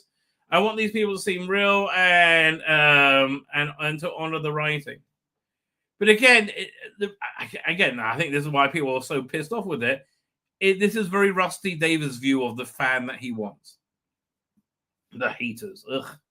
My character says she's seen every single episode, and because I would have been pushed to get that in before it started, I've done a lot of cramming, but there's a big responsibility to it. It's not about doing a mad fan thing. It's about doing what the show means to people. So we try to be really careful with that. I think that's correct. I think they're right about that. Right? And again, everybody took a real dump on this. They were really fucked off. But I think I think they really were trying to be respectful and playful, right? Samir Ariam wasn't just playing a diehard Doctor Who fan. He was one of them. For my self-audition, I wore my own Doctor Who scarf, exactly like this one. I said my entire family are massive Doctor Who fans. My sister's going to be so excited when she finds out I'm in it. I'm sure he was. And again, this is why Doctor Who is embarrassing to admit that you watched it, right? Doctor Who it really is just embarrassing nowadays. It's like the days when it had wobbly sets. Not that it really did. When Doctor Who used to be known as a show with wobbly set and cheap production values. So, but now it's known as like the insanely woke show, which is why the ratings are in the fucking toilet, right? And it's not just the ratings; it's the audience share is in the fucking toilet. What do you reckon for next week's one? I reckon this might get for a consolidated rating. I think it might even get 3.5. It might even get 3.57. Right, because this has got word of mouth makes a big difference, right? And I do think next week we could well be over 2 million on the overnight. I can't believe I'm saying that in an excited way. Oh, it's going to be over 2 million, yeah. Oh, it's embarrassing. How Doctor embraces its fandom. I'm a disabled actor, says Steph Lacey. Yeah, you say again. I imagine that you say that within 15 to 28 seconds of meeting anyone.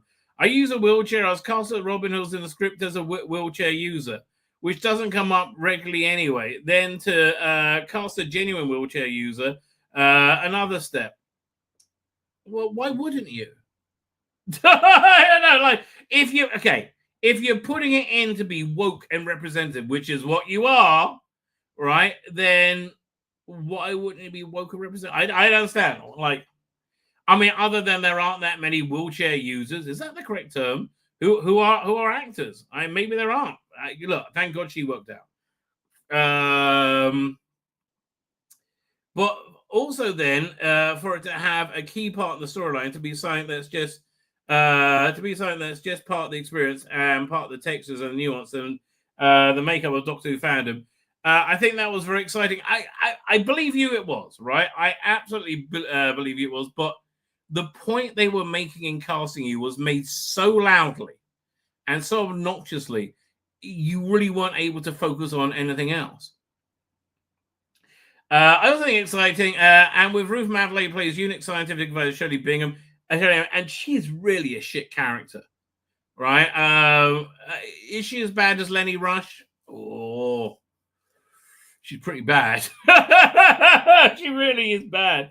Smug and annoying, and look, I'm in a wheelchair. It's because it fires missiles. Yay. Having such a big, amazing part. Well, don't like to brag, baby. She had a wheelchair adapted, and the TARDIS has been adapted. The TARDIS is now this space that is generally welcoming to everyone. No. It's not opening to welcoming to Trump supporters. They'll call them fascists and Nazis, even though the people calling them fascists and Nazis are normally fascists and Nazis. I think that's a massive stride forward in terms of authenticity and experience, but a massive step backwards in storytelling. Right, your representation came more importantly than the story, and the meeting with you was just, again of the time. It just was a weird sideways step that didn't make any sense, much sense at all, and didn't fit into the story. But also just who we're seeing on our screen.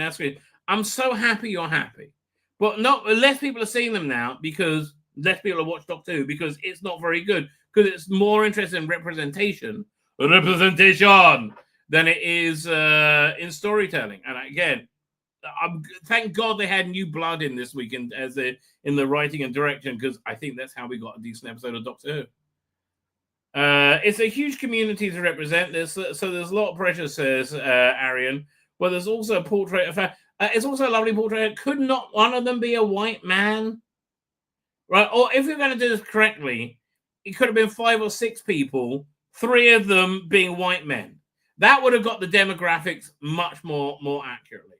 No matter how much Russell doesn't like that. No, don't say it's mainly white. It's mainly white men. It is. It's a lot of portrait fans. You see their passion and love for the city.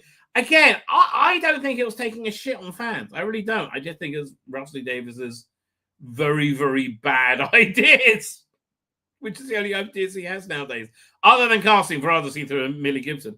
You see the passion of Doctor Who, and they're heroic. They're prepared to die for him. Again, yeah, I think that again. I can't disagree with that. We've spoken about it, Bronte, Samir, and I, and what it means to be these characters as Lacey, and actually to be able to do that for the Doctor and for the world is an incredible thing. God, this is going on. Are we nearly done? It's the biggest sacrifice, nods Bronte. Who these are very warm characters who are really human.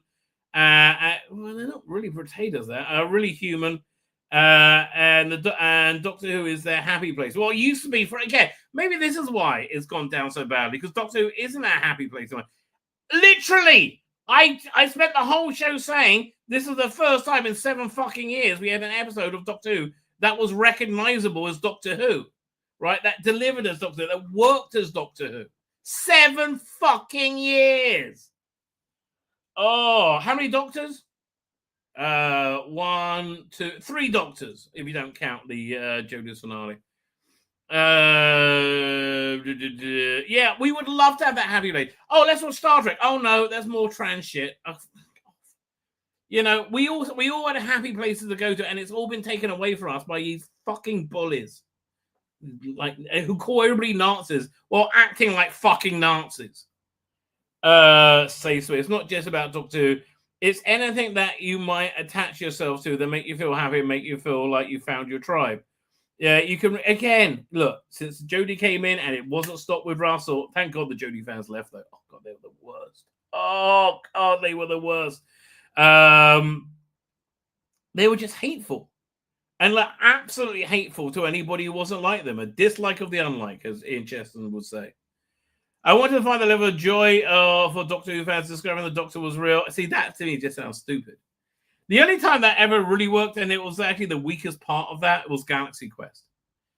And also to show how much they're prepared to give him, says Davis, I keep watching thinking I could have written this for half an hour or 90-minute stage play. I'm actually a bit sad. Well, that's what you should have done.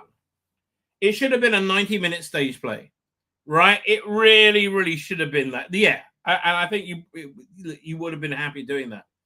Experience has to be condensed down to 2 or 3 minutes, so maybe I'll go back to that living room one day. Yeah, but it was just a bad idea to put it in then. There's always a twist. There's never a twist at the end. Oh, Ruby Sunday, you better know this about my adventures. There's always a twist. There's never a twist. And boy, do they think that was going to go viral. Fuck yeah. Contrary to what Lizzie said, she and her fans mattered. It turned out they got full names in the credits. Okay. Blah, blah, blah, blah. What else they got going on? Bleeding Cool about Doctor Who. This is always good for a laugh. They're always game for a laugh. Did Davis expose the most tragic part of the Doctor? You mean his arse? That's the most overused bit of the Doctor. And close. I don't think I can. Yeah, let's go to What Culture and see their review. Hang on, doink. What Culture? There we go. Doctor Who. Doctor Who. The TARDIS. 8 ups, 2 downs. That's pretty darn good. Let's whiz through this, see what it is. 10. The Doctor and Bell skydive. That actually was okay. The problem was they had the right spacesuits on and they matched everybody and they didn't explain it and that didn't work. But in terms of a cliffhanger, which essentially is what the cold opening is, like going to, I think it worked very well.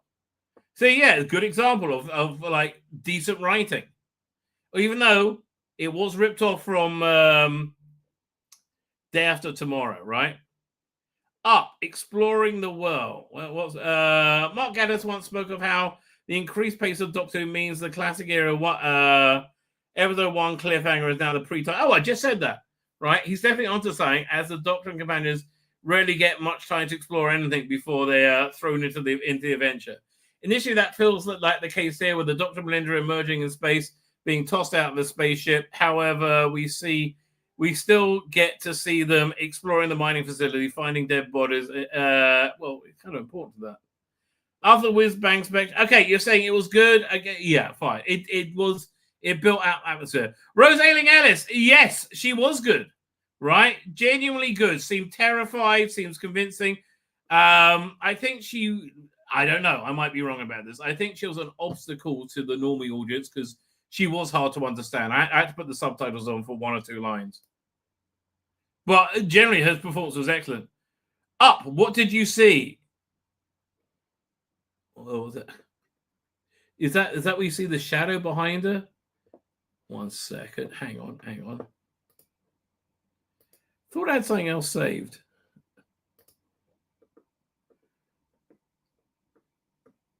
Oh, wait. Maybe did I put it on my desktop?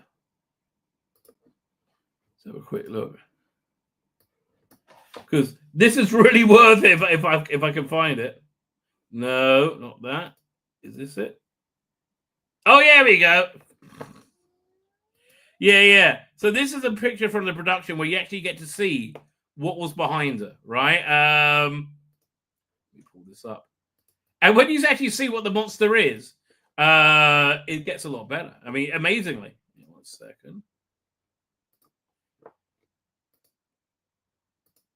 Oh, screen. Again, here, you actually get to see the creature design. Let me pull this up. There he is. Oh, yes, that's the evil midnight creature made flesh. I don't know who did that, but it was very funny. But yeah, no, the way they pulled that off, I thought was excellent. Again, great direction all the way through this episode. Great.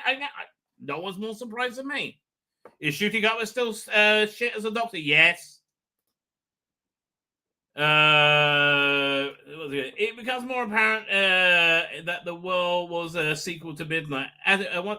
It's worrying mighty to see the monster. Yeah, that they didn't make the monster more concrete or real. Didn't give us any explanations. That's one of the good things about the Midnight Monster. Funny kind of nurse. When Belinda, whenever Mo first meet, there's a suspicion that the kindly soldier may be one of those characters like Gwyneth that's going to end up brown bread, I guess. Won't be the end credit. Please, this isn't the case, although Mo doesn't make it to the end of the world entirely unscathed. There was a great dynamic between Belle and I liked her being called Belle, by the way, and Mo before all hell breaks loose. Funny kind of nurse. So they say they have that wasn't an up. That was completely disposable. Planet Earth, never heard of it. Yes, I have to. It never occurred to me last year that arc would go nowhere. Like the woman pointing, it would all just go nowhere. It honestly never occurred to me. So is this one going to work? All right. Are they building this up better than they were before? Than they were last year? It's hard to tell. It all depends if they stick the landing or not. I mean, it really is. You die at midnight. That I thought was kind of stupid. Right? That you get 180 degrees behind her and you get killed. I thought that was a bit... Although you could say the monster's just playing with her. These have only been up so far, haven't they? Down. Red Code. Anyone who's seen him play Roddy Ho in Slow Horses will know that Christopher Chung excels at playing arrogant arseholes who mask deep insecurities. Cassie is one of... that was a down. I agree with you. Up. Mercury falling.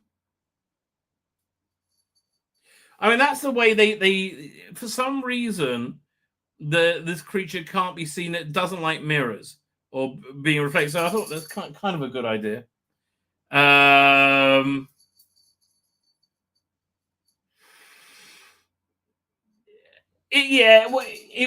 was actually a pretty good idea. What's going on? Are you going to go out again? Oh, you should really just stay in and have a quiet night in. No. She's a cat. She's going out. Down. Cher goes down the well. I thought that was an up, right? Honestly, I thought that was a good point of it. Again, ripped off from Alien 3 or a homage to it. Is it a homage or is it a rip-off? Why do you want to go? You look. Oh my God, you got so much smutch on your face. You're not going to let me try and clean you, are you? You're just going to go crazy. Anyway,